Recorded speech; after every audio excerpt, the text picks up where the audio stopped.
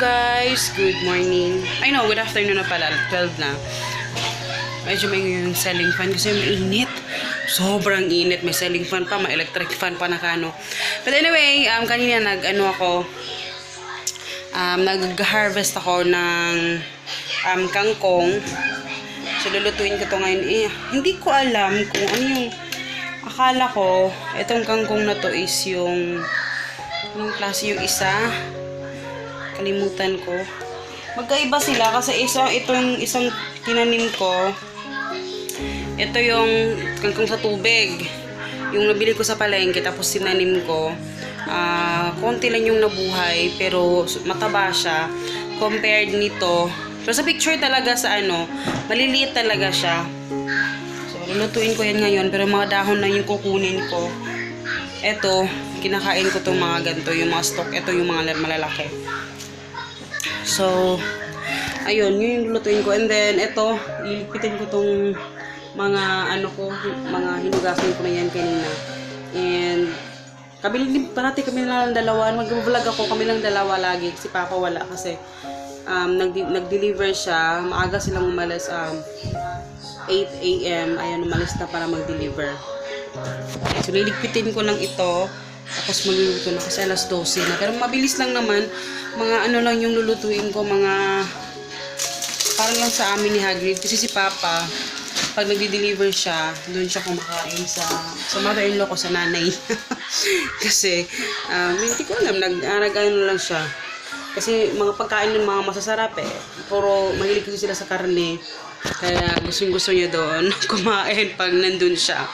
Actually ako din, gusto ko rin kumain doon. Ayun. So, eto lahat yung na-harvest natin. Kukunin ko lang tong mga dahon nito. Wala na kaming sana tumubo na mabilis yung iba kasi wala nang petchay. Pero may bago na akong itatanim. Siguro mamaya matatanim ko na yung lahat.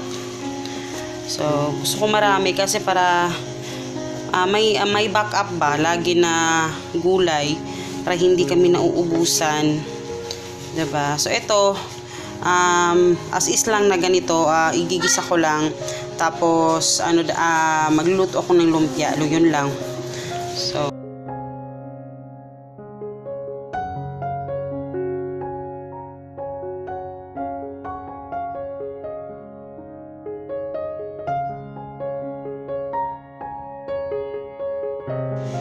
So, eto na siya guys. Ito yung ating naluto. Nilalagyan ko to ng oyster sauce. Tapos, paminta, toyo, yun lang. Yun lang talaga. So, ayan, kain tayo guys. Tapos, magluluto ako ng ito yung lumpia namin. Magluluto ako kasi wala lang kaming ulam. Bukas pa bibili si Papa ng mga pagkain namin sa ref. Ayan, natapos na rin ako magluto. Pinabili ko ng ice si Hagrid kasi feel ko mag-juice today. Actually, Sunday lang kami nag-juice pero mag-juice kami today. Sobrang init kasi. Actually, bumibili ako ng ice pop sa Gaisano. Nag-stock ako ng ice pop kasi parang may time talaga na feeling gusto mong uminom na sobrang lamig. Talaga, grabe. So, ayun, kain tayo guys. So, ayan guys, meron tayong lumpia. Tapos, eto, pinakbet ito. Ayan, hinati ko kasi may konting natira kaninang umaga. Tapos ito, yung gulay. Sayang naman kasi itong pinakbet hindi naubos namin kanina. Madami kasing niluto ni Papa. So ayan, kain tayo. Kain tayo, guys. Favorite kasi niya yung lumpia.